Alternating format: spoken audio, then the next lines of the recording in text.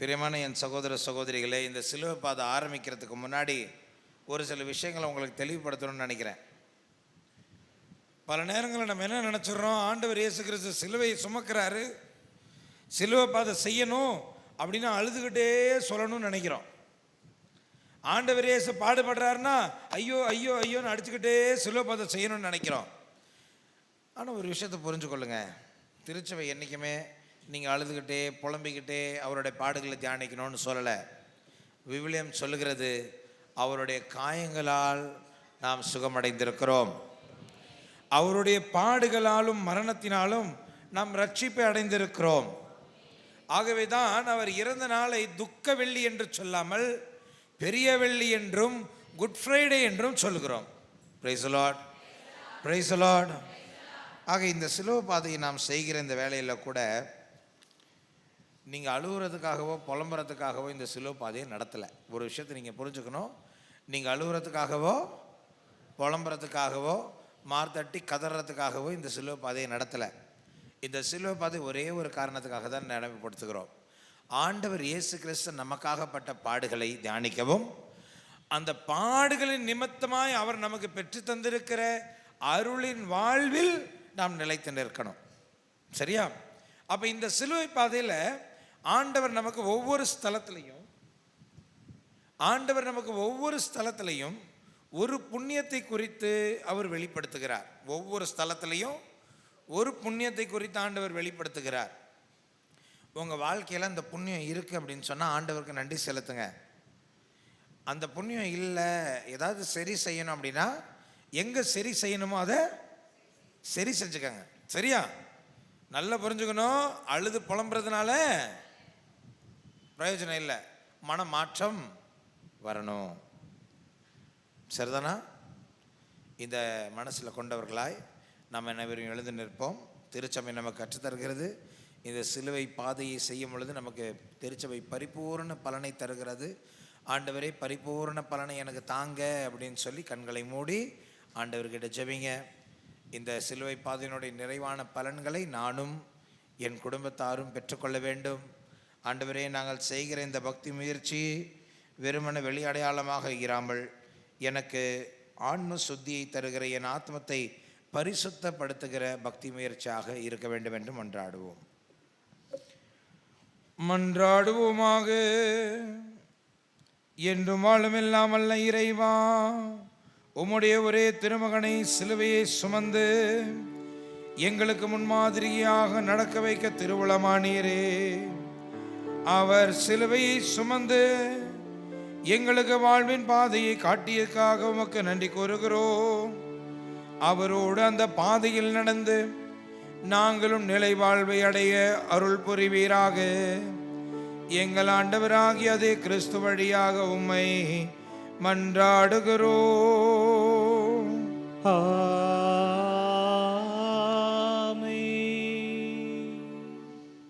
எங்கு போகிறே இயேசு தெய்வமே, எனக்காய் சிலுவையை சுமக்கும் தெய்வமே, எங்கு போகிறே இயேசு தெய்வமே, எனக்காய் சிலுவையை சுமக்கும் தெய்வமே. இயேசு கிறிஸ்துநாதருடைய திருப்பாடுகளின் முதலாம் நிலை. திவ்ய இயேசுவை ஆராதித்து வணங்கி மக்கு நன்றி இருந்த தோத்திரம் செய்கிறோம். அதே நின்றாலும் மனத்தை சிலுவை சுமந்து கொண்டு உலகத்தை மீட்டு ரட்சித்தீர். ஆண்டவராகிய இயேசு கிறிஸ்துநாதர் தீர்ப்பிடப்படுகிறார். யாரையும் தீர்ப்பிடாதீர்கள் என்று சொன்னவருக்கே இப்பொழுது தீர்ப்பிடப்படுகிறது. இந்த ஸ்தலத்தில் சகிப்புத்தன்மை என்னும் புண்ணியத்துக்காக மன்றாடுவோம். சகிப்புத்தன்மை எனும் புண்ணியத்துக்காக மன்றாடுவோம். ரோமேயருக்கு எழுதப்பட்ட நிருபத்தில் 5வது அதிகாரம் 3வது வசனத்தில் வாசிக்கிறோம். ரோமேயருக்கு எழுதப்பட்ட நிருபம் 5வது அதிகாரம் 3வது வசனத்தில் வாசிக்கிறோம், துன்பம் சகிப்புத்தன்மையை உருவாக்குகிறது. துன்பம் சகிப்புத்தன்மையை உருவாக்குகிறது. பிரியமான என் சகோதர சகோதரிகளே, நாம் பார்க்கிறோம் ஆண்டவர் இயேசு கிறிஸ்து இந்த முதல் நிலையில் அவர் எவ்வளவுதான் அநியாயமாக சிலுவை சாவுக்கு தீர்வையிடப்பட்டிருந்தாலும் எல்லாவற்றையும் சகிப்பதற்கு அவர் தயாராக இருக்கிறார். இன்னைக்கு நம்ம நிறைய பேருக்கு ஆண்டவரோடு இருக்கணும்னு ஆசை, ஆண்டவரோடு நடக்கணும்னு ஆசை. ஆனால் ஆண்டவர் நம்ம வாழ்க்கையில் அனுமதிக்கிற சிலுவைகளை எத்தனை பேர் சகிப்பதற்கு தயாராக இருக்கிறோம்? நம்ம எத்தனை பேர் ஆண்டவர் நம் வாழ்க்கையில் அனுமதிக்கிற துன்பங்களை சகிப்பதற்கு தயாராக இருக்கிறோம்? ஆண்டவர் இயேசுவுக்கு அந்த சகிப்புத்தன்மை இருந்தது.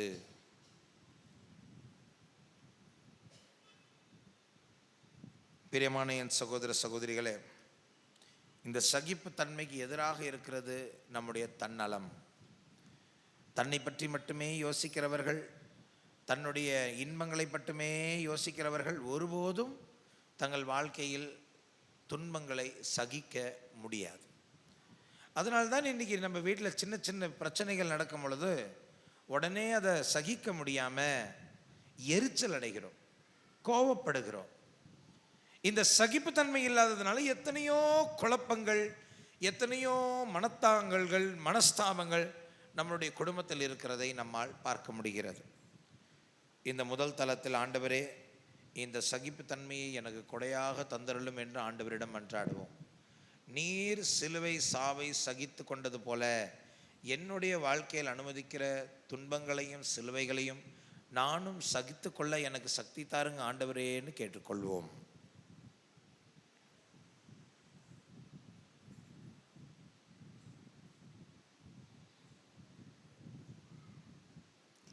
எங்கள் பேரில் தயவாயிரும் சுவாமி, எங்கள் பேரில் தயவாயிரும். எங்கள் பேரில் தயவாயிரும் சுவாமி, எங்கள் பேரில் தயவாயிரும். மரித்த நம்பிக்கையாளர்களுடைய ஆன்மாக்கள் இறைவனின் இரக்கத்தினால் நிலை வாழ்வை அடைவனவாக.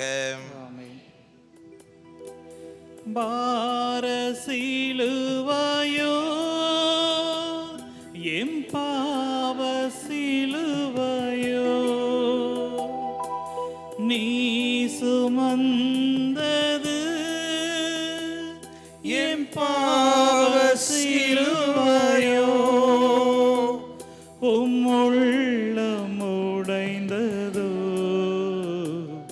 என் பாவ வாழ்க்கையா. இரண்டாம் நிலை, திவ்ய இயேசுவை உம்மை ஆராதித்து வணங்கி உமக்கு நன்றி அறிந்த ஸ்தோத்திரம் செய்கிறோம். அதே என்னென்றாலும் அச்சிஷ்ட பாரமான சிலுவை சுமந்து கொண்டு உலகத்தை மீட்டு ரட்சித்தீர். ஆண்டவராகிய இயேசு கிறிஸ்துவின் தோளின் மீது பாரமான சிலுவையை சுமத்துகிறார்கள். பிரியமான சகோதர சகோதரிகளே, இந்த இரண்டாவது தளத்தில் துணிவுக்காக மன்றாடுவோம். மத்தேயு எழுதிய நற்செய்தி 16வது அதிகாரம் 24வது வசனத்தில் வாசிக்கிறோம். மத்தேயு எழுதிய நற்செய்தி 16வது அதிகாரம் 24வது வசனத்தில் வாசிக்கிறோம், என்னை பின்பற்ற விரும்பும் எவரும் தன்னலம் திறந்து தம் சிலுவையை தூக்கி கொண்டு என்னை பின்பற்றட்டும். என்னை பின்தொடர விரும்பும் எவரும் தன்னலம் துறந்து சிலுவையை தூக்கி கொண்டு என்னை பின்பற்றட்டும். பிரியமான என் சகோதர சகோதரிகளே, ஆண்டவர் இயேசு கிறிஸ்து மரணத்தை கண்டு ஒருபோதும் பயப்பட்டதே இல்லை. அவர் சொன்னார், ஏங்க நீங்கள் இந்த உடலை கொள்கிறவங்களுக்காக நீங்கள் பயப்படக்கூடாது, ஆத்மாவையும் உடலையும் சேர்த்து நரகத்தில் அழிக்க வல்லவருக்கே நீங்கள் பயப்படணும். உடம்பை கொள்றவங்க நீங்கள் பயப்படவே கூடாது, தைரியமாக இருக்கணும், தைரியமாக இருக்கணும். இன்னைக்கு கிறிஸ்தவர்களுக்கு இருக்கிற மிகப்பெரிய சவாலாக எது அப்படின்றத நான் பார்க்கும் பொழுது, இன்னைக்கு ஒரு பயத்தின் கலாச்சாரத்தில் வாழ்ந்து கொண்டிருக்கிறதை பார்க்க முடிகிறது. எதை பார்த்தாலும் பயம். ஏங்க இப்படி பண்ணுறீங்க? பயமாக இருக்குது. ஏன் இப்படி இருக்கிறீங்க? பயமாக இருக்குது. ஏன் அப்படி போகிறீங்க? பயமாக இருக்குது. ஏன் இவங்ககிட்ட பேசுகிறீங்க? பயமாக இருக்குது. எதை கண்டாலும் பயம். மனைவியை கண்டால் கணவனுக்கு பயம், கணவனை கண்டால் மனைவிக்கு பயம், பிள்ளைகளை கண்டால் இன்னைக்கு பெற்றோருக்கு பயம், பெற்றோரை கண்டால் பிள்ளைகளுக்கும் பயம். ஆண்டவர் சொல்றாரு, எவனை பார்த்தும் நீ பயப்பட வேண்டிய அவசியம் உனக்கு கிடையாது. பயந்தா ஒரே ஒருத்தருக்கு தான் பயப்படணும், ஆண்டவருக்கு மட்டும்தான் பயப்படணும். அதனால தான் ஆண்டவர் இயேசு அந்த சிலுவையை ஏற்கும் பொழுது கூட கொஞ்சம் கூட பயப்படலைங்க. நீங்கள் யோவான் நற்செய்தியை வாசித்து பார்த்தீங்க அப்படின்னு சொன்னாக்க, ஆண்டவரே தான் சிலுவையை சுமந்து நேராக சாவினுடைய வாய்க்குள் நுழைந்தார். யாரும் அவரை கொல்ல முடியாது. அவராக அவருடைய ஆவியை ஒப்படைத்தார் என்றுதான் விவிலியம் சொல்கிறது. கிறிஸ்தவன் அப்படின்னு சொன்னால் தைரியம் இருக்கணும். கிறிஸ்தவன்னு சொன்னால் துணிச்சல் இருக்கணும். எப்போ அந்த துணிச்சலும் எப்போ அந்த தைரியமும் வரும்? சுயநலமாக யோசிக்காம பிறநலமாக யோசிச்சு ஆண்டவருடைய வழிகளில் நடக்கிறவங்களுக்கு என்றைக்கும் எந்த ஒரு பயமும் இருக்க போவது இல்லை. அப்போ இயேசு சிலுவையை சுமப்பதற்கு பயப்படலையே. இன்னைக்கு நான் ஆண்டவருடைய வார்த்தையை சுமக்கிறதுக்கு பயப்படணுமா? இயேசு சிலுவையை சுமக்கிறதுக்கு பயப்படலையே. இன்னைக்கு நான் ஒரு நல்ல கிறிஸ்தவனாக இருக்கிறதுக்கு, இந்த உலகத்துக்கு நான் கிறிஸ்தவன் சொல்லிக்கிறதுக்கு, பொதுவெளியில் ஒரு நல்ல கிறிஸ்தவனாக வாழ்வதற்கு பயப்படலாமா? ஆண்டவர்கிட்ட ஜெபிப்போம். ஆண்டவரே, நல்ல கிறிஸ்தவனாக வாழ எனக்கு தைரியத்தை கொடுங்கன்னு சொல்லி ஆண்டவர்கிட்ட கேட்போம்.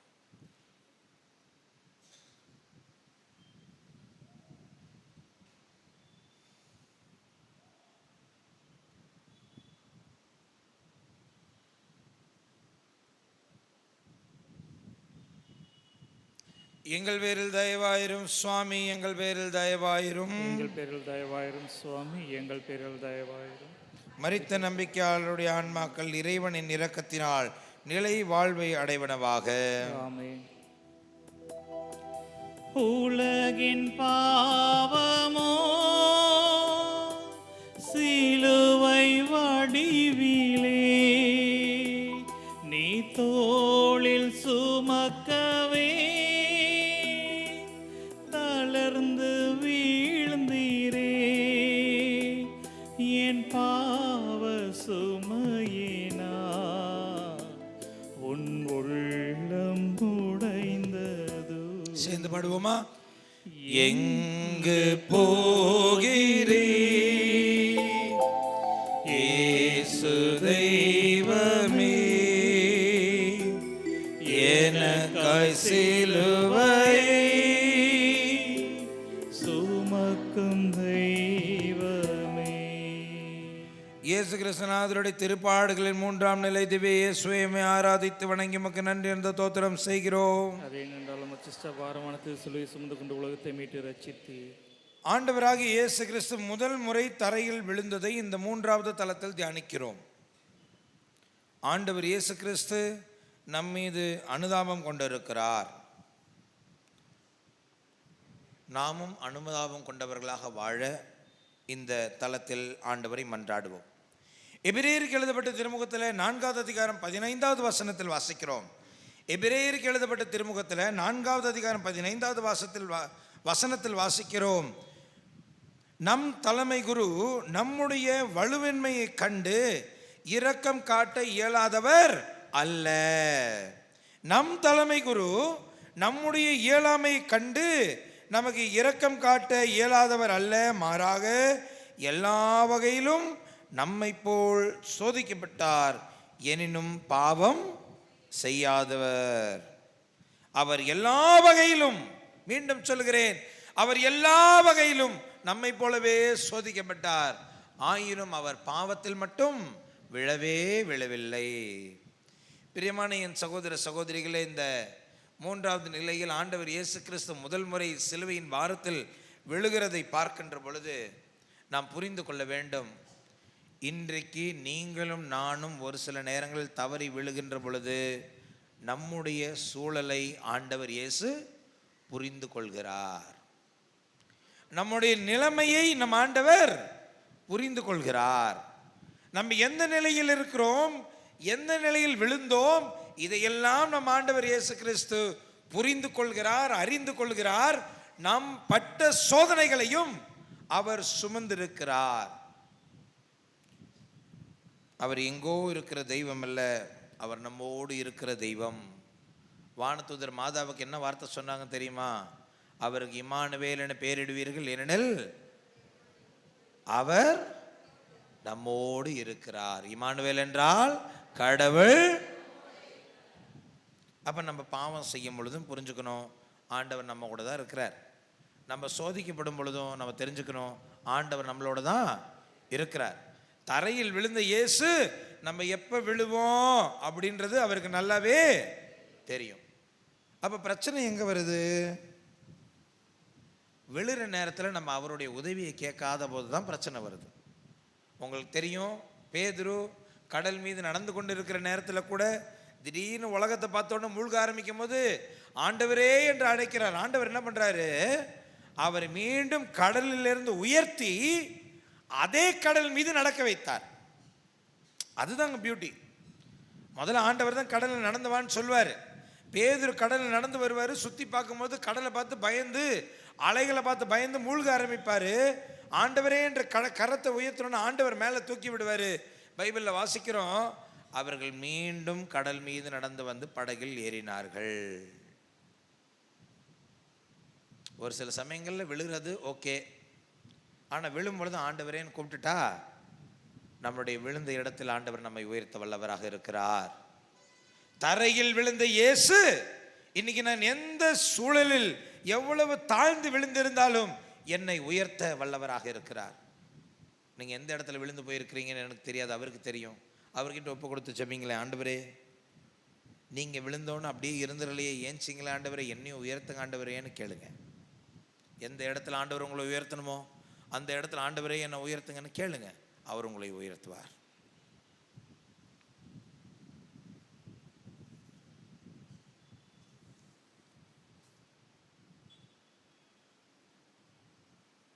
எங்கள் பேரில் தயவாயிரும் சுவாமி, எங்கள் பேரில் தயவாயிரும். எங்கள் பேரில் தயவாயிரும் சுவாமி, எங்கள் பேரில் தயவாயிரும். மரித்த நம்பிக்கையாளருடைய ஆன்மாக்கள் இறைவனின் இரக்கத்தினால் நிலை வாழ்வை அடைவனவாக. ஆமென். உடலோரத்தார் உருவில்லாமலே எதிர்கொண்டாள் அன்னை, ஏதும் பேசாமல் அவர் உள்ளம் துடித்ததோ, அன்பு தாயின் வருகையா. எங்கு போகிறே இயேசு தெய்வமே, எனக்காய் சிலுவையை சுமக்கும் தெய்வமே. இயேசுநாதருடைய திருப்பாடுகளின் 4ஆம் நிலை திவ்ய இயேசுவையுமே ஆராதித்து வணங்கி உமக்கு நன்றி இருந்த தோத்திரம் செய்கிறோம். அதே நின்றாலும் சிஷ்ட பாரமானது சிலுவை சுமந்து கொண்டு உலகத்தை மீட்டு ரட்சித்தீர். ஆண்டவர் இயேசு கிறிஸ்து தன்னுடைய தாயை சந்திக்கிறார். பற்றுறுதி விசுவாசம் என்கிற அந்த புண்ணியத்துக்காக மன்றாடுவோம். பற்றுறுதி என்கிற புண்ணியத்துக்காக மன்றாடுவோம். லூக்கா எழுதிய நற்செய்தி 2வது அதிகாரம் 35வது வசனம் இப்படி சொல்லுகிறது.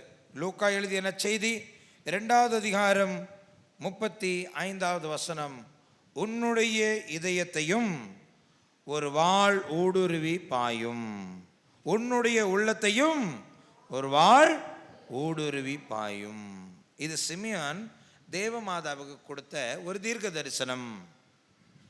பிரியமான என் சகோதர சகோதரிகளை, தேவமாதாவை பற்றி புரிந்து கொள்ள வேண்டும். அவர்களுக்கு கப்ரியேல் வானதூதர் காட்சி கொடுத்த பொழுது, நீர் இறைவனின் தாயாக மாறப்போகிறாய் என்று சொன்ன அந்த நாளில் அவருக்கு 12, 13, 14 வயதுக்கு மேல் இருக்க வாய்ப்பில்லை. அவர் ஒரு சிறுமியாக இருந்தார். அவரை வாலிபர் என்று சொல்வதற்கோ ஒரு இளம்பெண் என்று சொல்லக்கூட முடியாது. அவர் ஒரு சிறுமியாக இருந்தார். 12, 13, 14 வயதில் கப்ரியேல் வானதூதர் அவரை சந்திக்கிறார். அந்த நேரத்தில் என்ன புரிந்தது என்று தெரியாது, மாதாவுக்கு எவ்வளவு புரிந்தது என்று தெரியாது. ஆனால் ஒன்று மட்டும் தெரியும், ஆண்டவருடைய சித்தத்துக்கு தேவமாதா கீழ்ப்படிந்தார்கள். ஆண்டவருடைய சித்தத்துக்கு ஆம் ஆண்டவரே உம்முடைய சித்தத்தை நிறைவேற்றுவேன் என்று சொன்னார்கள். சொன்னது பெருசு இல்லைங்க. ஆண்டவர் இயேசு சிலுவை பாதையில் நடக்கிற வரைக்கும் அவங்க சொன்ன அந்த ஆமனுடைய அந்த முக்கியத்துவத்தை அறிந்து கடைசி வரைக்கும் அவர் கொடுத்த வாக்குறுதியை தேவமாதா காத்து கொண்டார்கள். அவங்க கொடுத்த வாக்குறுதிக்கு தேவமாதா விசுவாசமா இருந்தாங்க. அவங்க கொடுத்த வாக்குறுதிக்கு மாதா பற்றுறுதி கொண்டவர்களாக இருந்தாங்க.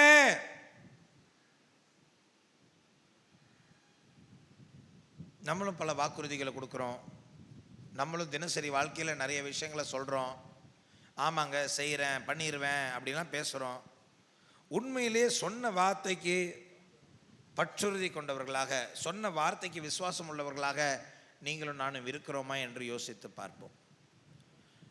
மாதா பேரில் ஜெபமாலைகளை அணிந்து கொள்கிறோம், மாதா பேரில் உத்திரியங்களை அணிந்து கொள்கிறோம், மாதா பேரில் காவி உடைகளை அணிந்து மாதா திருத்தலத்துக்கு நடைப்பயணம் எல்லாம் செல்கிறோம். மாதாவை போல் மாறுவது எப்போது? தேவமாதா சிலுவை பாதையில் இயேசுவுக்கு ஆறுதல் சொல்ல முன் வந்தது போல இன்னைக்கு நம்ம எத்தனை பேர் தேவமாதாவை போலவே இயேசுவுக்கு ஆறுதல் சொல்ல முடியும்? ஜெபிப்போம். அம்மா, உங்களை போலவே நானும் ஆண்டவருடைய வார்த்தையை கேட்டு அந்த வார்த்தைக்கு விசுவாசம் உள்ளவனாக, அந்த வார்த்தைக்கு பற்றுறுதி கொண்டவனாக வாழ எனக்கு கற்றுத்தாங்கம்மான்னு கேட்போம். ஆண்டவர்கிட்ட கேட்போம், அம்மா தேவமாதாவுக்கு கொடுத்திருந்த அதே பற்றுறுதி எனக்கும் தாங்க ஆண்டவரேன்னு கேட்போம்.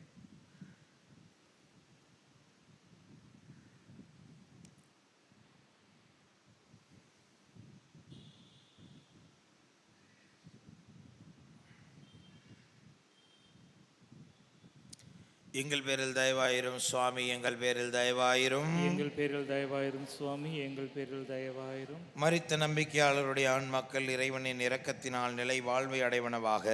ஆமென். மனித வாழ்க்கையை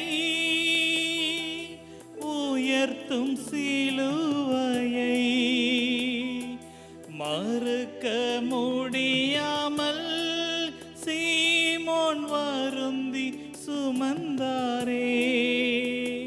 பிறர் அன்பு பணியிலே நிலைக்க அருள் செய்வே. எங்கு போகிறீ இயேசு தெய்வமே, எனக்காய் சிலுவையை சுமக்கும் தெய்வமே. இயேசு கிறிஸ்துநாதருடைய திருப்பாடுகளின் 5ஆம் நிலை. திவ்ய இயேசுவை ஆராதித்து வணங்கி உமக்கு நன்றி இருந்த தோத்திரம் செய்கிறோம். அதே நின்றாலும் அச்சிஷ்ட பாரமானது சிலுவை சுமந்து கொண்டு உலகத்தை மீட்டு ரட்சித்தி. சிலுவையை சுமக்க சீமோன் இயேசுவுக்கு உதவுகிறார். சிலுவையை சுமக்க சீரேனூர் சீமோன் இயேசுவுக்கு உதவுகிறார். இந்த நேரத்தில் நாம் ஜெபிக்கிற புண்ணியம் ஏற்றுக்கொள்ளுகின்ற மனம், ஏற்றுக்கொள்தல் என்னும் புண்ணியத்துக்காக ஜெபிப்போம். மார்க் எழுதிய நற்செய்தி 15வது அதிகாரம் 21வது வசனத்தில் வாசிக்கிறோம். மார்க் எழுதிய நற்செய்தி 15வது அதிகாரம் 21வது வசனத்தில் வாசிக்கிறோம். அப்பொழுது அலெக்சாண்டர் ரூபஸ் ஆகியோருடைய தந்தையான சீரேன் ஊரை சார்ந்த சீமோன் என்பவர் வயல்வெளியிலிருந்து வந்து கொண்டிருந்தார். படை வீரர்கள் இயேசுவின் சிலுவையை சுமக்கும்படி அவரை கட்டாயப்படுத்தினார்கள். படை வீரர்கள் இயேசுவின் சிலுவையை சுமக்கும்படி அவரை கட்டாயப்படுத்தினார்கள். பிரியமான என் சகோதர சகோதரிகளே, இந்த சீரேனூர் சீமோன் எப்பொழுது சிலுவை பாதை செய்தாலும் அவரை நினைவு கூறுகிறோம். எத்தனை முறை நாம் சிலுவை பாதை மேற்கொண்டாலும் இந்த ஒரு நிகழ்ச்சி நம்மால் மறக்கவே முடியாது. ஆனால் யோசித்து பாருங்கள், இந்த சீமோன் தானாக வந்து இயேசுவுக்கு உதவி செய்யல. இந்த சீமோன் வெரோனிகா அம்மாளை போல தானாக வந்து இயேசுவுக்கு உதவி செய்யல. படை வீரர்கள் இயேசுவுக்கு உதவி செய்யும்படி அவரை கட்டாயப்படுத்தினார்கள்.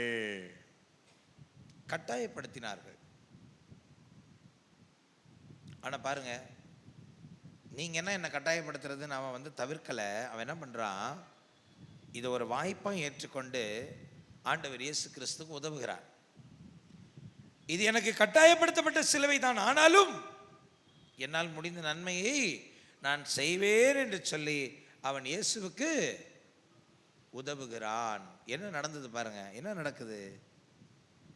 இந்த அலெக்சாண்டர் ரூபஸ் சீமனுடைய மகன்கள் அலெக்சாண்டர் ரூஃபஸ் திருச்சபையினுடைய பாரம்பரியம் சொல்கிறது, அவர்கள் ரோமை நகரில் மிகப்பெரிய மிஷினரிகளாக மாறினார்கள். இன்றைக்கி கத்தோலிக்க திருச்சபையே நம்ம ரோமர் கத்தோலிக்க திருச்சபை தானே சொல்கிறோம். அந்த ரோமை நகருக்கு இறைவாக்கினர்களாக, தீர்க்கதரிசிகளாக, சீடர்களாக ஆண்டவர் யாரை பாருங்க, இந்த சீமோனினுடைய பிள்ளைகளை நிறுத்துகிறார். எவ்வளோ பெரிய பாக்கியம் பாருங்க, எவ்வளோ பெரிய ஆசீர்வாதம் பாருங்க. பிரியமான என் சகோதர சகோதரிகளே, பல நேரங்களில் ஆண்டவர் ஒரு சில சிலுவைகளை நம்ம வாழ்க்கையில் அனுமதிக்கிற பொழுது நம்ம அந்த சிலுவைகளை புறக்கணிக்கிறோம், அந்த சிலுவைகளை வேண்டாம் என்று தள்ளிவிடுகிறோம். நமக்கு ஏன்பா வம்பு என்று சொல்லி நாம் ஒதுங்கிவிட நினைக்கிறோம். அப்படி பண்ணும்போது என்ன ஆகும் தெரியுமா, நம்ம குடும்பத்துக்கும் நம்ம பிள்ளைகளுக்கும் வரவேண்டி இருக்கிற ஆசீர்வாதங்கள் தடைப்பட்டு போகும். அதனால் இந்த ஸ்தலத்தை தியானிக்கிற வேளையில் சீரியனூர் சீமோன் கட்டாயப்படுத்தி இருந்தாலும் ஆண்டவருக்கு உதவினதுனால இன்றைக்கி காலகாலமாக இயேசுவின் பாடுகளோடு நினைத்து அவருக்காக ஆண்டவருக்கு நன்றி செலுத்துகிறோமே, அவரை பெருமையாக நினைத்து பார்க்கிறோமே. அது போலவே ஆண்டவர் நம்மை உயர்த்தும்படி நம் வாழ்க்கையில் ஆண்டவர் அனுமதிக்கிற சிலுவைகளை சந்தோஷத்துடனும் தைரியத்துடனும் பெருந்தன்மையுடனும் நாம் ஏற்றுக்கொள்கிற அந்த வரத்தை வேண்டி ஆண்டவரிடம் ஜெபிப்போம். எங்கள் பேரில் தயவாயிரும் சுவாமி, எங்கள் பேரில் தயவாயிரும், எங்கள் பேரில் தயவாயிரும் சுவாமி, எங்கள் பேரில் தயவாயிரும். மரித்த நம்பிக்கையாளருடைய ஆன்மாக்கள் இறைவனின் இரக்கத்தினால் நிலை வாழ்வை அடைவனவாக. ஆமென். தூகள் படிந்தவும் திருமுகத்தையே துணிந்த வேரோனிக்கா துடைக்க வந்தாலோ நீலையாய் பதிந்ததோ உம்பதனம் துணியிலே எங்கு போகிறீர் இயேசு தெய்வமே, எனக்காய் சிலுவையை சுமக்கும் தெய்வமே. இயேசு கிறிஸ்துநாதருடைய திருப்பாடுகளின் 6ஆம் நிலை.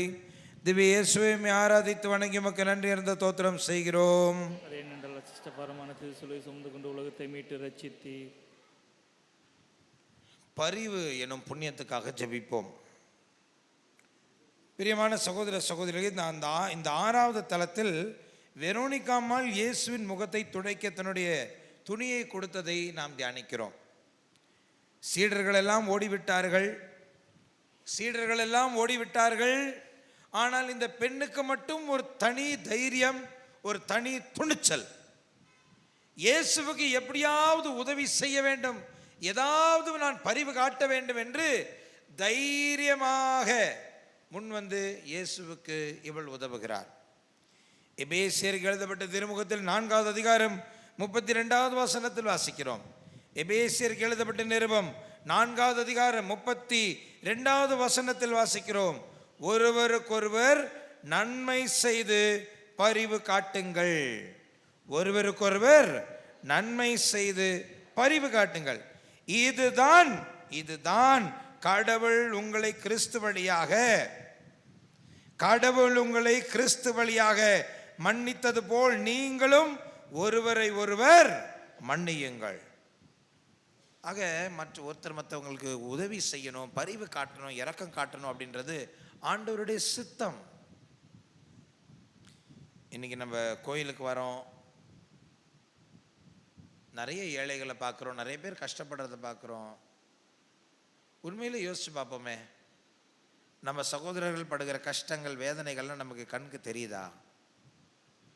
நம்ம கூடவே உட்கார்ந்துருக்கிறாங்களே நம்மளுடைய சகோதரர்கள், அவர்கள் படுகிற வேதனை கண்ணீர் நமக்கு கண்ணுக்கு தெரியுதா? ஒரு சில சமயங்களில் ஒரு சிலருக்கு இவங்களுக்கு ஏதாவது உதவி செய்யணும்னு கூட தோணும். ஆனால் உதவி செய்யாமல் இருக்கிறதுக்கு காரணம் என்ன? என் வீட்டில் யாராவது எதாவது சொல்லிடுவாங்களா, இவங்களுக்கு உதவி செஞ்சால் நமக்கு போதுமானது இல்லாமல் போயிடுமா? உதவி செய்கிற நல்ல மனசு இருந்தால் கூட சில பேருக்கு தைரியம் இல்லாமல் உதவிகளை செய்கிறது இல்லை. இன்னைக்கு வெரோனிகா நமக்கு ஒரு நல்ல முன்னுதாரணம். பின் விளைவுகளை பற்றி கவலைப்படாமல், எத்தனை எதிர்ப்புகள் இருந்தாலும் அந்த எதிர்ப்புகளை எல்லாம் தவிடுபடியாக்கி ஆண்டவருக்கு பரிவு காட்ட விரும்பினால் நிச்சயம் காட்ட முடியும் என்று நிரூபித்து காட்டியவர் வெரோனிகா. ஜெபம் பண்ணலாம். ஆண்டவரே, வெரோனிகாவுடைய இதயத்திலிருந்து அதே கம்பேஷன், அதே பரிவு என்னுடைய இதயத்தில் இருக்கிற உதவி செய்யுங்க ஆண்டவரே. அவருக்கு இருந்த அந்த இரக்க குணம் எனக்கும் இருக்க ஆண்டவரே, என் இதயத்தை ஒரு மாம்சத்தின் இதயமாக மாற்றுங்க, என்னுடைய கல்லான இதயத்தை என்னிடத்தை அகற்றிருங்கன்னு ஆண்டவர்கிட்ட ஜெபிக்கலாமா?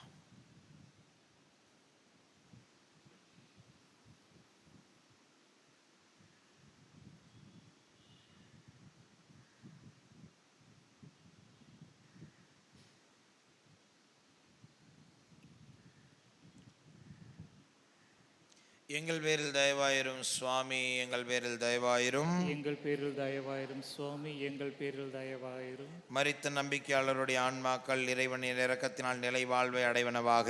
ஆமென். புழுதியில் வீழ்ந்து என் பாவ பலுவினால் நீர் மீண்டும் எழுந்தது எம்மை மீட்கவே.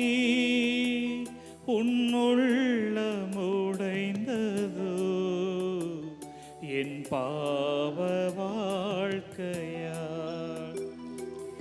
எங்கு போகிறே இயேசு தெய்வமே, எனக்காய் சிலுவையை சுமக்கும் தெய்வமே. இயேசு கிறிஸ்துநாதருடைய திருப்பாடுகளின் ஏன்காண்டை திவ்ய இயேசுவை ஆராதித்து வணங்கி மக்கு நன்றி இருந்த தோத்திரம் செய்கிறோம். அதே என்றாலும் அச்சிஷ்ட பாரமான திரு சிலுவை சுமந்து கொண்டு உலகத்தை மீட்டு ரட்சித்தீர். ஆண்டவராகிய இயேசு கிறிஸ்து இரண்டாம் முறையாக தரையில் விழுகிறார். சுய மறுப்பு எனும் வரத்துக்காக ஆண்டவரை மன்றாடுவோம். சுய மறுப்பு. ரோமியருக்கு எழுதப்பட்ட நிருபம் 8வது அதிகாரம் 6வது வசனத்தில் வாசிக்கிறோம். ரோமியருக்கு எழுதப்பட்ட நிருபம் 8வது அதிகாரம் 6வது வசனத்தில் வாசிக்கிறோம். ஊனியன் மனநிலை கொண்டிருப்பவருக்கு வருவது சாவே. ஊனியல் மனநிலை கொண்டிருக்கிறவர்களுக்கு வருவது சாவே. ஆவிக்குரிய மனநிலை கொண்டிருக்கிறவர்களுக்கு வருவது வாழ்வும் அமைதியும் ஆகும். ஆவிக்குரிய மனநிலையை கொண்டிருப்பவருக்கு வருவது வாழ்வும் அமைதியும் ஆகும். பிரியமான என் சகோதர சகோதரிகளே, இன்னைக்கு இருக்கிற காலகட்டத்தில் இந்த உலகமே உன்னுடைய சுயமரியாதையை காத்துக்கொள் என்று தான் பேசுகிறது. தமிழகத்தில் கூட இந்த சுயமரியாதை இயக்கம், சுயமரியாதை, சுய மாண்பு என்று அதிகமாக நாம் பேசுகிறோம். உன்னுடைய மதிப்பை நீர் தான் தீர்மானிக்கிறாய் என்றெல்லாம் பேசுகிறோம். ஆனால் விவிலியம் என்ன சொல்லுது தெரியுமா? விவிலியம் என்ன சொல்லுது தெரியுமா? இவ்வுலகில் தன்னுடைய உயிரை காத்துக்கொள்ள விரும்புகிறவர்கள் யாவும் தன் உயிரை இழந்து விடுவார். இந்த உலகில் தன் வாழ்வை ஒரு பொருட்டாக கருதாதோர் நிலை வாழ்வுக்கு தம்மை உரிமையாக்குவர். இப்ப நம்ம ஒரு தீர்மானம் செய்யணும். இந்த உலக வாழ்க்கை நமக்கு வேணுமா, இல்லை நிலை வாழ்வு நமக்கு வேணுமா? இந்த உலக பிரகாரமான வாழ்க்கை, உலக பிரகாரமான வாழ்க்கை ஏற்கனவே உங்களுக்கு சொல்லி கொடுத்திருக்கிறேன் இல்லையா? 1 யோவான் 2:16, 1 யோவான் 2:16. உடலாசை, இச்சை நிறைந்த பார்வை, செல்வ செருக்கு, இவை மூன்றும் தந்தையிடம் வருவன அல்ல. இவை எங்கிருந்து வருது? உலகத்திலிருந்து தான் வருகிறது. ஆக உலகத்தின் போக்கில் வாழ வேண்டும் என்றால் மாமிச இச்சையோடு, கண்களின் இச்சையோடு, உலக பெருமைகளோடு வாழ்வதுதான் உலக போக்கில் வாழ்கிற வாழ்க்கை. அதற்கு மாறாக ஆவிக்குரிய வாழ்க்கை வாழ்வதுனா என்ன? ஒவ்வொரு நாளும் தன்னலம் மறந்து ஆண்டவருடைய சிலுவையை சுமந்து கொண்டு அவர் பின் நடக்கிறது தான் ஆவிக்குரிய வாழ்க்கை. பிரியமான என் சகோதர சகோதரிகளே, இனியும் இந்த உலகத்தோடு உலக மக்களைப் போல்தான் வாழப்போகிறோமா, இல்லை இனியாவது இயேசுவோடு எழுந்து நின்று ஆவிக்குரிய வாழ்க்கையை வாழப்போகிறோமா? ஞாபகம் வைத்துக் கொள்ளுங்கள், உலக வாழ்க்கையை வாழ்கிறவர்களுக்கு வருவது சாவே. ஊனியல் வாழ்க்கையை வாழ்கிறதுக்கு வருவது சாவே. ஆவிக்குரிய வாழ்க்கையை வாழ்கிறவர்களுக்கு வருவது நிலை வாழ்வு. இனியும் இந்த உலகத்தோடு கடந்து சாக போகிறேனா அல்லது ஆவியோடு எழுந்து தொடர்ந்து ஆவிக்குரிய வாழ்க்கை நடக்க போகிறேனா தீர்மானிப்போம். ஆண்டவரே, ஆவிக்குரிய வழியில் நடக்கவும் வாழவும் எனக்கு கற்றுத்தாரும் என்று அவரிடம் மன்றாடுவோம்.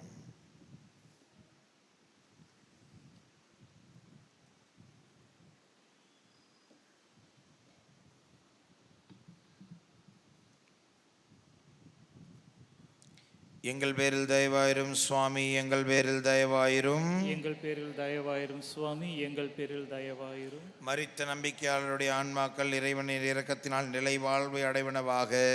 ஆமென். வருந்தும் மகளிருக்கு மொழிநல் நல்கினி, பாவிகள் நாங்களும் வருந்த வரம் தா. பொங்கும் கடல் போல உம் அன்பை அறிவாரோ. எங்கு போகிறீ இயேசு தெய்வமே, எனக்காய் சிலுவையை சுமக்கும் தெய்வமே. இயேசு கிறிஸ்துநாதருடைய திருப்பாடுகளின் 8ஆம் நிலை. திவ்ய இயேசுவை ஆராதித்து வணங்கி உமக்கு நன்றி இருந்த தோத்திரம் செய்கிறோம். அதே என்றாலும் அச்சிஷ்ட பாரமான சிலுவை சுமந்து கொண்டு உலகத்தை மீட்டு ரட்சித்தீர். ஆண்டவராகிய இயேசு கிறிஸ்து எருசலேம் பெண்களை சந்தித்த இந்த தலத்தில் மனம் மாற்றத்திற்காக மன்றாடுவோம். மார்க் எழுதிய நற்செய்தி 1வது அதிகாரம் 15வது வசனத்தில், மார்க் எழுதிய நற்செய்தி 1வது அதிகாரம் 15வது வசனத்தில் ஆண்டவருடைய வார்த்தைகளை வாசிக்கிறோம். மனம் மாறி நற்செய்தியை நம்புங்கள், மனம் மாறி நற்செய்தியை நம்புங்கள்.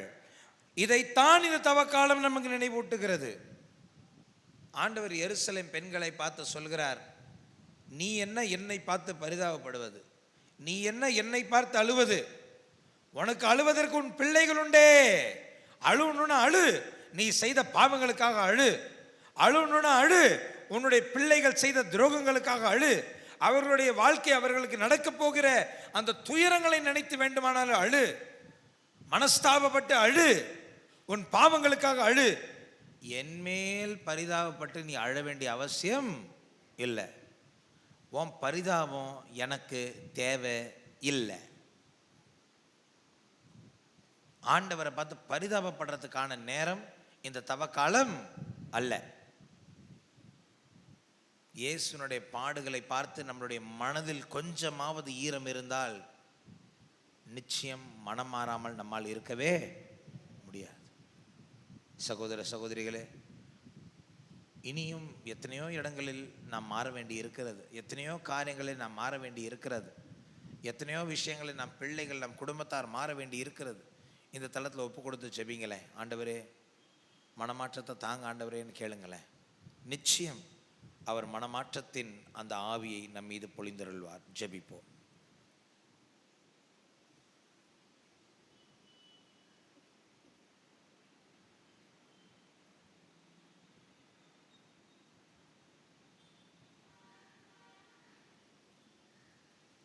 எங்கள் பேரில் தயவாயிரும் சுவாமி, எங்கள் பேரில் தயவாயிரும். எங்கள் பேரில் தயவாயிரும் சுவாமி, எங்கள் பேரில் தயவாயிரும். மரித்த நம்பிக்கையாளருடைய ஆன்மாக்கள் இறைவனின் இரக்கத்தினால் நிலை வாழ்வை அடைவனவாக. மூன்றாம் முறையாக நீளத்தில் வீழ்ந்தீரே, காலூன்றி நடந்திடும் நீலையும் தளர்ந்தீரே. என் அன்பு தேவனே, எம் வாழ்வை மீட்கவா. எங்கு போகிறீ இயேசு தெய்வமே, சிலுவையை சுமக்கும் தெய்வமே. இயேசு கிறிஸ்துவனுடைய திருப்பாடலினுடைய 9ஆம் நிலை. திவ்ய இயேசுவை ஆராதித்து வணங்கி மக்கு நன்றி இருந்து தோத்திரம் செய்கிறோம். அதே நேரம் நம்ம சிஷ்ட பாரமான சிலுவை சுமந்து கொண்டு உலகத்தை மீட்டு ரட்சித்தீர். ஆண்டவராகிய இயேசு கிறிஸ்து 3வது முறையாக தரையில் விழுகிறார். இந்த தலத்தில் நன்றி உணர்வுக்காக மன்றாடுவோம்.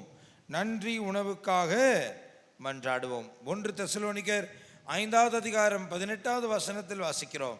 1 தெசலோனிக்கர் 5வது அதிகாரம் 18வது வசனத்தில் வாசிக்கிறோம். எல்லா சூழல்களிலும் நன்றி கூறுங்கள். எல்லா சூழல்களிலும் நன்றி கூறுங்கள்.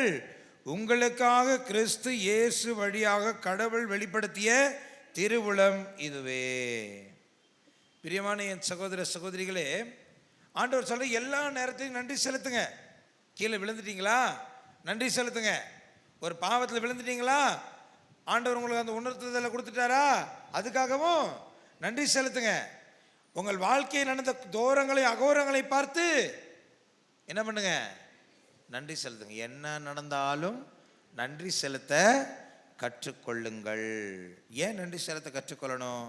நீங்கள் பாருங்க, லாசர் மரித்து 4 நாளுக்கு பிறகு அவருடைய உடல் எல்லாம் நாறிற்று என்று குடும்பத்தினரை சொல்லும் பொழுது ஆண்டவர் இயேசு கிறிஸ்து என்ன செய்கிறார் தெரியுமா? அந்த கல்லறைக்கு வெளியே நின்று ஜெபிக்கிறார். என்ன ஜெபிக்கிறாரு? தந்தையே உமக்கு நன்றி. ஏன் நன்றி? ஏனெனில் எப்பொழுதுமே என் ஜெபங்களுக்கு நீர் செவி சாய்க்கிறீர். இது எனக்கு தெரியும், ஆனால் இந்த மக்கள் கேட்கணுன்றதுக்காக ஜெபிக்கிறேன். தந்தையே உமக்கு நன்றி என்று கல்லறைக்கு வெளியே நின்று ஆண்டவர் இயேசு கிறிஸ்து நன்றி கூறுகிறார். செத்து கிடந்த லாசரை பார்த்து, லாசரை எழுந்து வா என்று சொல்கிறார். மரித்த லாசர் மீண்டுமாக உயிர் பெற்று எழுந்து வெளியே வருகிறார். இதுதான் நன்றி எறிதலுடைய வல்லமை. செத்து போய் நாறி கிடக்கிற உடம்பில் கூட மீண்டுமாக உயிரை வர செய்யக்கூடியது எது? நன்றி எறிதல். பிரியமான என் சகோதர சகோதரிகளே, ரோமேயருக்கு எழுதப்பட்ட நிருபத்தில் 8வது அதிகாரம் 28வது வசனத்தில் வாசிக்கிறோம். ரோமேயர் 8:28 வாசிக்கிறோம். நம்ம வாழ்க்கையில் எவ்வளவு தவறான விஷயங்கள் நடந்தால் கூட நம்ம ஆண்டவர் மேலே அன்பு கொண்டு இருக்கிறோம், ஆண்டவர் மேலே விசுவாசம் வச்சிருக்கிறோம் அப்படின்னு சொன்னால் அந்த தீய காரியங்களை கூட நமது நன்மைக்கு ஏதுவாய் மாற்ற ஆண்டவரால் முடியும். நம்ம தப்பு பண்ணியிருக்கலாம், நம்ம பெரிய துரோகம் கூட பண்ணியிருக்கலாம், ஆண்டவர்கிட்ட விலகி போயிருக்கலாம். ஆனால் ஆண்டவர் மேலே விசுவாசம் வச்சு அவர்கிட்ட அந்த காரியத்தை ஒப்படைச்சிட்டோம் அப்படின்னு சொன்னால் அது எவ்வளோ மோசமான காரியமாக இருந்தாலும் அவருடைய பிள்ளைகளுக்காக, அந்த பிள்ளைகளுக்கு சாதகமாக இருக்கும்படி ஆண்டவரால் அந்த சூழல்களை மாற்ற முடியும். அப்போ என்ன பண்ணணும்? எந்த நிலைமையில் இருந்தாலும் நன்றி சொல்ல கற்றுக்கொள்ளணும். பாவத்தில் விழுந்துட்டீங்களா, நன்றி செலுத்துங்க. ஆண்டவர் அந்த உணர்த்துதலை கொடுத்துட்டாரா, நன்றி செலுத்துங்க. ஆண்டவர் ஒரு சோதனை அனுமதிக்கிறாரா, நன்றி செலுத்துங்க. நன்றி எறிதலால் கூடாதது எதுவுமே இல்லை. புரிஞ்சுக்கோங்க, திருப்பலி என்று சொன்னாலே, யூகிறிஸ்ட் என்று சொன்னாலே அதுதான் மகோன்னதமான நன்றி எறிதல். எல்லா சூழல்களிலும் ஆண்டவருக்கு நன்றி செலுத்துங்க. இப்போ நம்ம கடந்து வந்த பாதையை நினச்சி, நம்ம சந்தித்த சோதனைகளை நினச்சி, நம்ம பட்ட வேதனைகளை நினச்சி ஆண்டவருக்கு நன்றி செலுத்துங்க. ஆண்டவரே, எல்லா விதத்துலேருந்து எனக்கு விடுதலை தர்றீங்களே, எல்லா சூழல்களையும் மாற்றி எனக்கு விடுதலை தரீங்களே ஆண்டவரே, நன்றி என்று இந்த நேரத்தில் நம்மளுடைய நன்றிகளை ஆண்டவருக்கு ஏறெடுப்போம்.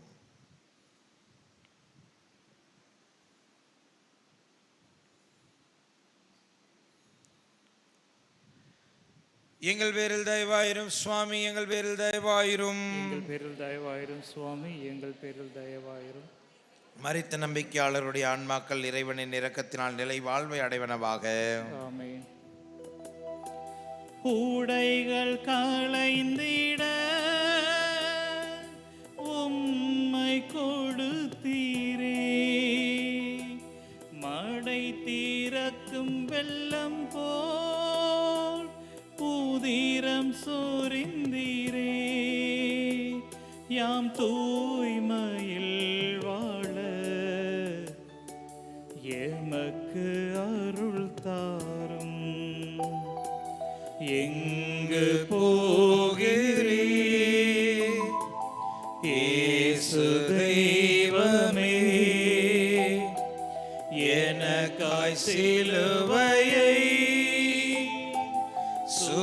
காக்கும் தெய்வமே.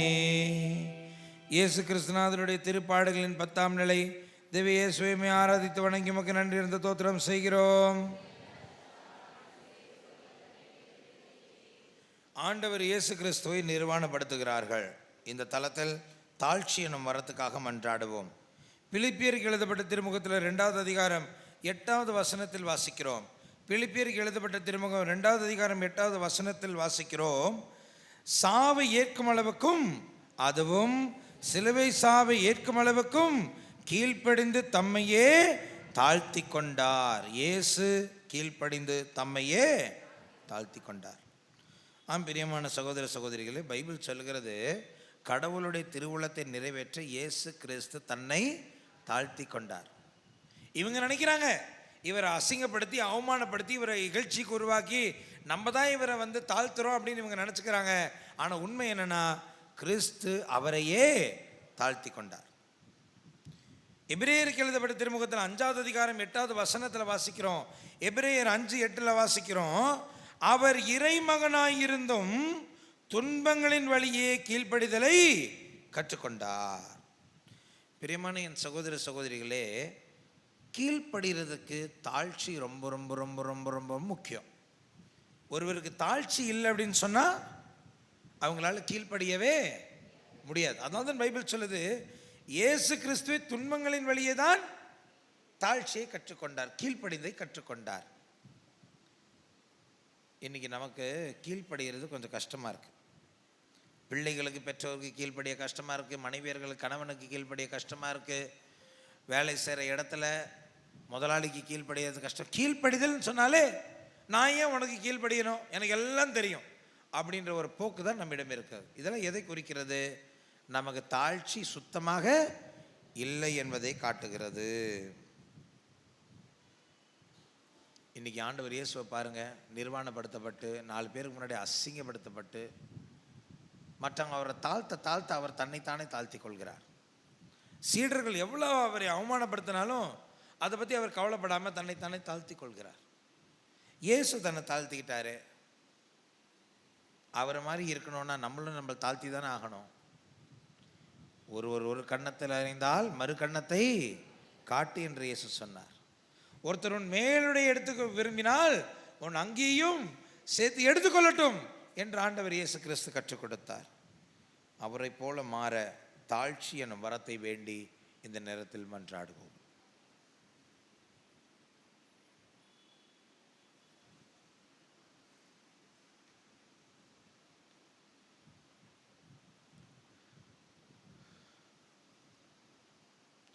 எங்கள் பேரில் தயவாயிரும் சுவாமி, எங்கள் பேரில் தயவாயிரும். எங்கள் பேரில் தயவாயிரும் சுவாமி, எங்கள் பேரில் தயவாயிரும். மரித்த நம்பிக்கையாளருடைய ஆன்மாக்கள் இறைவனின் இரக்கத்தினால் நிறைவாழ்வை அடைவனவாக. ஆமென்.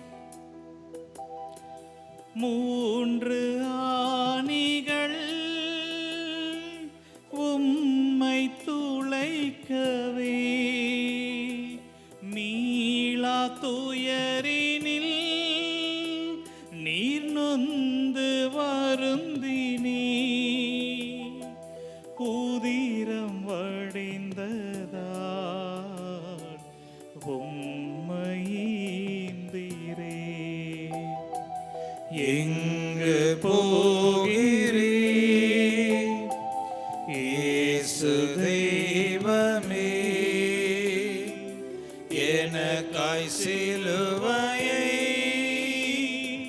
சுமக்கும் தெய்வமே.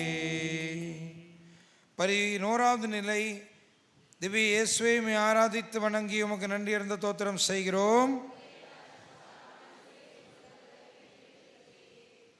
ஆண்டவர் இயேசு கிறிஸ்துவை சிலுவையில் ஆணிகளால் அடிக்கிறார்கள்.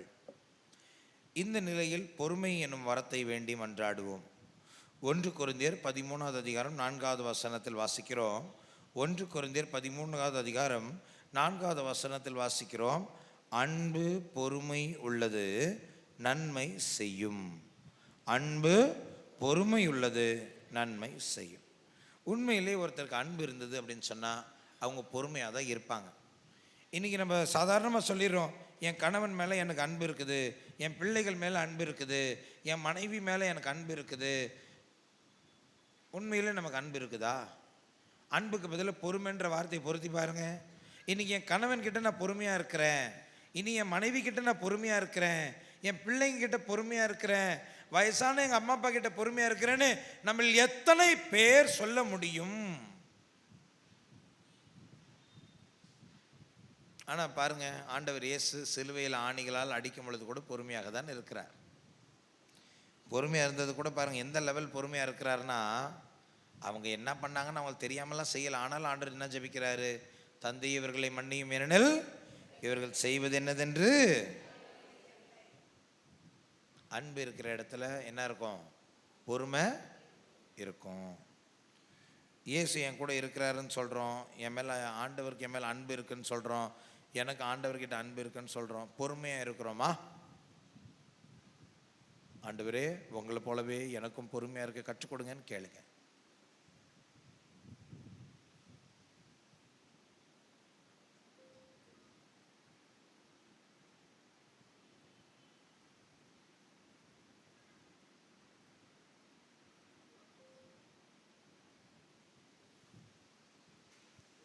எங்கள் பேரில் தயவாயிரும் சுவாமி, எங்கள் பேரில் தயவாயிரும். எங்கள் பேரில் தயவாயிரும் சுவாமி, எங்கள் பேரில் தயவாயிரும். மரித்த நம்பிக்கையாளருடைய ஆன்மாக்கள் இறைவனின் நெருக்கத்தினால் நிலை வாழ்வை அடைவனவாக. ஆமென். இன்னுயிரகன்றது, இருளில் ஆழ்ந்தது, இயற்கை சீற்றமும் மரணம் மறித்தது, உம்மன்பம் உயிரையே எமக்காய்ந்தீரே. எங்கு போகிறீ இயேசு தெய்வமே, எனக்காய் சிலுவையை சுமக்கும் தெய்வமே. இயேசு கிறிஸ்துநாதருடைய திருப்பாடுகளின் 12ஆம் நிலை திவ்ய இயேசுவை ஆராதித்து வணங்கி உமக்கு நன்றி இருந்த தோத்திரம் செய்கிறோம். ஆண்டவராகிய இயேசு கிறிஸ்து திருச்சிலுவையில் தன் உயிரை ஒப்படைக்கிறார், தன் ஆவியை ஒப்படைக்கிறார். இந்த தலத்தில் அன்பு எனும் வரத்துக்காக ஜெபிப்போம். யோவான் எழுதிய நற்செய்தி 15வது அதிகாரம் 13வது வசனத்தில் வாசிக்கிறோம். யோவான் எழுதிய நற்செய்தி 15வது அதிகாரம் 13வது வசனத்தில் வாசிக்கிறோம். தன் நண்பருக்காக உயிரை கொடுப்பதை விட சிறந்த அன்பு யாரிடமும் இல்லை. கடவுள் அன்பாய் இருக்கிறார் என்று 1 யோவான் 4:16 வாசிக்கிறோம். 1 யோவான் 4:16 கடவுள் அன்பாக இருக்கிறார். அன்பார்ந்தவர்களே, ஆண்டவர் நம்மை அன்பு செய்கிறார் என்பதற்கு மிகப்பெரிய ஆதாரம் அவர் நமக்காக சிலுவை மரணத்தை ஏற்றுக்கொண்டார். பெற்றோர்கள் பிள்ளைகளை அன்பு செய்கிறார் என்பதற்கு ஆதாரம் என்ன? பிள்ளைகளுக்காக எதையும் செய்வதற்கு தயாராக இருக்கிறார்கள். அதுதான் ஆதாரம். அப்போ அன்பு செய்கிறேன் என்பதற்கு அத்தாட்சி எது? ஆதாரம் எது? நான் உனக்காக சாக கூட தயாராக இருக்கிறேன் என்கிற அந்த மனநிலை தான் என்னிடம் அன்பு இருக்கிறது என்பதற்கான அத்தாட்சி, ப்ரூஃபே அதுதான். இயேசு சிலுவையில் அதை செய்து காட்டினார். இப்போ கேள்வி என்னன்னா, இயேசு அன்பு செய்கிறோன்னு சொல்கிறோமே, நம்மளை எத்தனை பேர் கிறிஸ்துவுக்காக மரிப்பதற்கு தயாராக இருக்கிறோம்? நம்மளை எத்தனை பேர் இயேசுவுக்காக சாவதற்கு தயாராக இருக்கிறோம்? ஒரு விஷயம் புரிஞ்சுக்கணும், எவன் ஒருவன் இயேசுவுக்காக மரித்து போக தயாராக இல்லையோ அவனால் இயேசுவுக்காக வாழக்கூட முடியாது. எவன் ஒருவன் இயேசுவுக்காக சாவதற்கு தயாராக இல்லையோ அவனால் இயேசுவுக்காக தினசரி வாழ்க்கை வாழ முடியாது. ஆண்டவரே, உமக்காக வாழவும் உமக்காகவே சாவதற்கு தைரியம் கொண்டிருக்கவும் எனக்கு கற்றுத்தாரும் என்று கேட்போம்.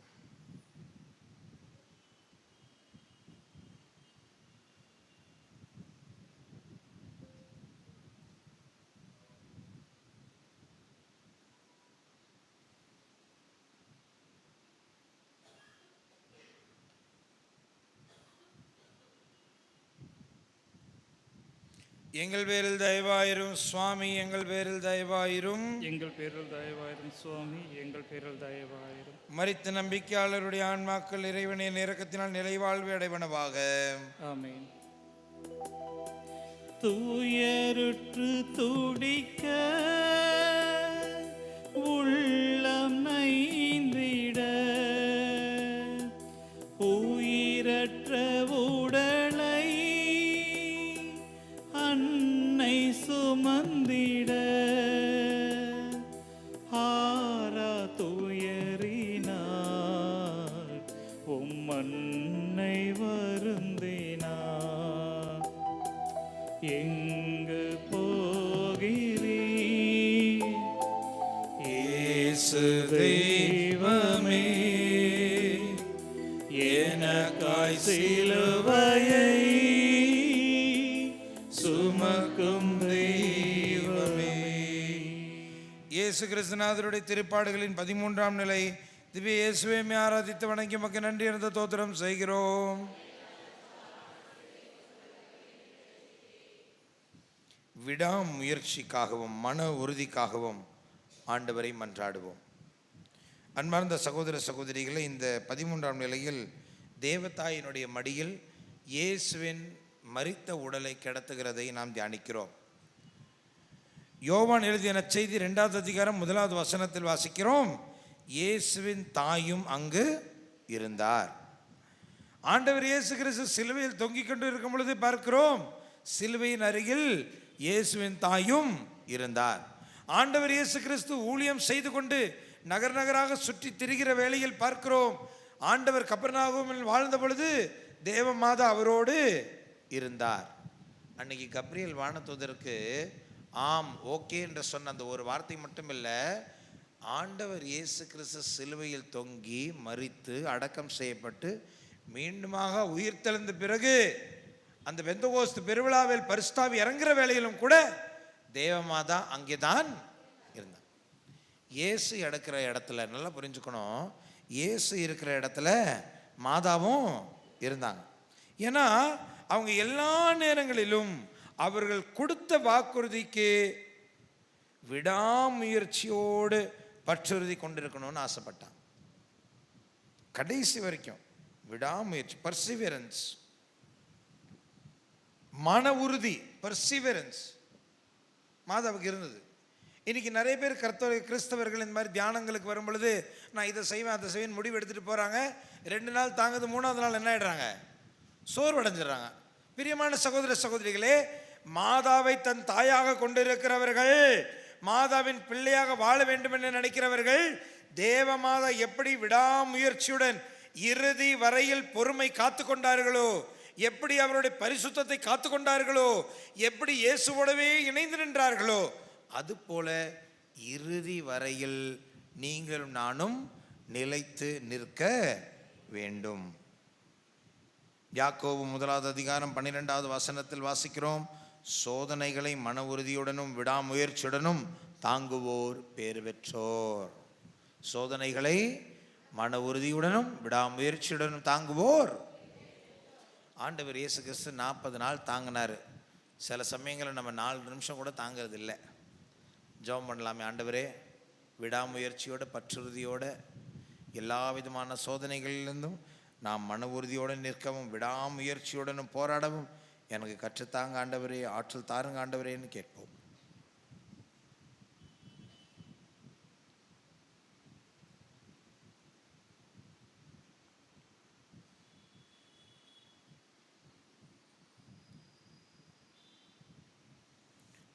எங்கள் பேரில் தயவாயிரும் சுவாமி, எங்கள் பேரில் தயவாயிரும். எங்கள் பேரில் தயவாயிரும் சுவாமி, எங்கள் பேரில் தயவாயிரும். மரித்த நம்பிக்கையாளர்களுடைய ஆன்மாக்கள் இறைவனுடைய இரக்கத்தினால் நிலை வாழ்வை அடைவனவாக.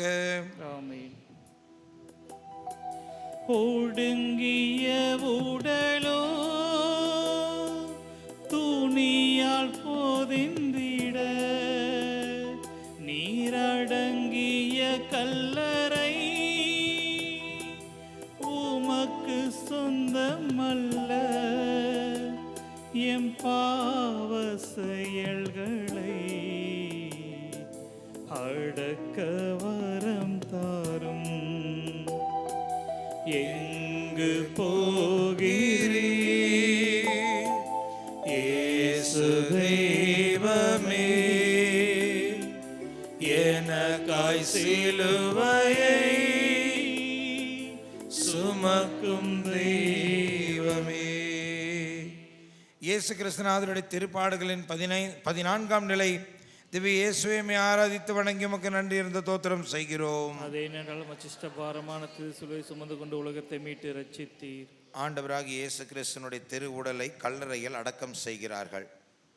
இந்த நேரத்தில் நாம் வேண்டுகிற அந்த வரம் எதிர்நோக்கு என்கிற புண்ணியம். பிரியமான சகோதர சகோதரிகளே, கிறிஸ்தவர்கள் அடக்கம் செய்வதற்கும் மற்றவர்கள் அடக்கம் செய்வதற்கும் ஒரு வித்தியாசம் இருக்கிறது.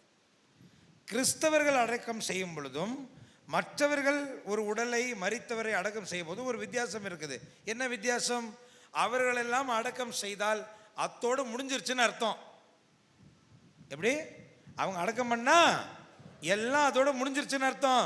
ஒரு கிறிஸ்தவ அடக்கம் பண்ணா இனிமே தான் புது வாழ்வு இருக்குன்னு அர்த்தம். Praise the Lord, praise the Lord, hallelujah. நாம் ஏன் அடக்கம் செய்கிறோம்? எதுக்கு உடல்களை அடக்கம் செய்கிறோம்? இறுதி நாளில் எக்கால சத்தம் முழங்கும் பொழுதே மரித்த ஒவ்வொரு உடலும் மீண்டுமாக உயிர் பெற்று எழும் என்கிற விசுவாசத்தில் தான் நாம் அடக்கம் செய்கிறோம். அப்போ புரிஞ்சுக்கோங்க, மற்றவங்க அடக்கம் செய்கிறது மரணத்தை நினைவூட்டுகிறது. ஒரு கிறிஸ்தவன் அடக்கம் செய்யும் பொழுது அது உயிர்ப்பை நினைவூட்டுகிறது. கல்லறை நினைச்சு அதனால தான் கிறிஸ்தவர்கள் பயப்படுவது இல்லை. கல்லறை தோட்டத்துக்கு போகிறதுக்கு கிறிஸ்தவர்கள் பயப்படுவது இல்லை. நீங்கள் பெரிய பெரிய ஆலயங்கள், பெரிய பெரிய தேவாலயம், கோயில்களுக்கு போனீங்கன்னா, ஏன் நம்ம கத்தீட்ரலுக்கு போனீங்கன்னா கூட பலிபீடத்துக்கு அடியில் என்ன இருக்கும்? எல்லா குருக்கள் ஆயர்களுடைய கல்லறைகள் இருக்கும். ஏன்? கல்லறைகள் நமக்கு மரணத்தின் அடையாளம் அல்ல, கல்லறைகள் நமக்கு உயிர்ப்பின் அடையாளம். இந்த நம்பிக்கை ஆண்டவர் இயேசு தான் நமக்கு தருகிறார். Price the Lord. ரோமியருக்கு எழுதப்பட்ட நிருபம் 5வது அதிகாரம் 5வது வசனம் நமக்கு சொல்லுகிறது. ரோமியருக்கு எழுதப்பட்ட நிருபம் 5வது அதிகாரம் 5வது வசனம் நமக்கு சொல்லுகிறது, எதிர்நோக்கு ஒருபோதும் ஏமாற்றம் தராது.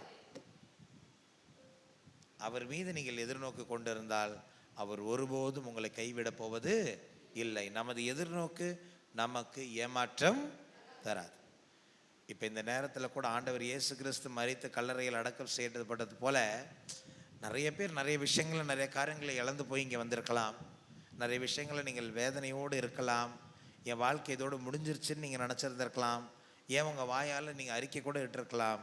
ஆனால் ஆண்டவர் இன்றைக்கு உங்களுக்கு வாக்குறுதி தருகிறார், நீ இழந்து போனது யாவையும் உனக்கு திரும்பி கொடுப்பேன், காணாமல் போனது யாவும் உனக்கு மீண்டும் கிடைக்கும்படி செய்வேன், உன்னை முந்தைய நிலைக்கு நான் மீண்டுமாக உயர்த்தி நிறுத்துவேன். அவர் கல்லறையில் அடக்கப்பட்டு 3ஆம் நாள் உயிர் தெழுந்தபடியினாலே உன்னுடைய மரணித்திருக்கிற இடங்களிலெல்லாம் நீ உயிர்ப்பை காணும்படி உனக்கு செய்வேன். இது ஆண்டவர் நமக்கு தருகிற வாக்குறுதி. இந்த கடைசி தலத்தில், இந்த 14ஆம் தலத்தில் ஆண்டவருக்கு நன்றி செலுத்துவோம். ஆண்டவரே, ஒருபோதும் இதை எதிர்நோக்கி என்னை விட்டு விலகாமல் இருக்க எனக்கு உதவி செய்யுங்கன்னு கேட்போம். எல்லா சூழ்நிலைகளிலும் நான் எதிர்நோக்குடன் இருக்க, நம்பிக்கையோடு இருக்க ஆண்டவரே எனக்கு கற்றுத்தாங்கன்னு கேட்போம். உருக்கமாக கண்களை மூடி ஒரு மணித்துளியில் ஜெபிப்போம்.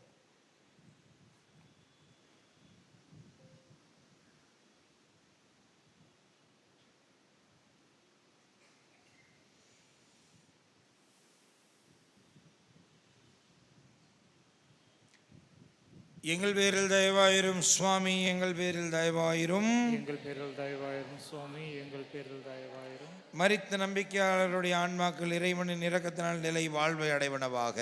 ஆமென். அனைவரும் எழுந்து நின்று ஆண்டவருக்கு நன்றி செலுத்துவோம். இந்த தூய்மையின் அருளின் வாழ்வில் நாங்கள் நடந்திடவும் ஆவிக்குரிய வாழ்வை வாழ்ந்திடவும் அருள்வீராக. எங்கள் ஆண்டவராகிய கிறிஸ்து வழியாக உம்மை மன்றாடுகிறோம். அனைவரும் முழங்காலிலிருந்து நாம் பரிபூர்ண பலன் பெறும்படிக்கு திருத்தந்தையினுடைய சுகிருத கருத்துக்களுக்காக மன்றாடுவோமாக. விண்ணுலகில் இருக்கிற எங்கள் தந்தையே, உமது பெயர் தூயதென போற்ற பெருக, உமது ஆட்சி வருக, உமது திருவுளம் விண்ணுலகில் நிறைவேறுவது போல மண்ணுலகிலும் நிறைவேறுக. எங்கள் அன்றாட உணவை இன்று எங்களுக்கு தாரும். எங்களுக்கு எதிராக குற்றம் செய்வோரை நாங்கள் மன்னிப்பது போல எங்கள் குற்றங்களை மன்னியும். எங்களை சோதனைக்குள் உட்படுத்தாது, தீமையிலிருந்து எங்களை விடுவியும்.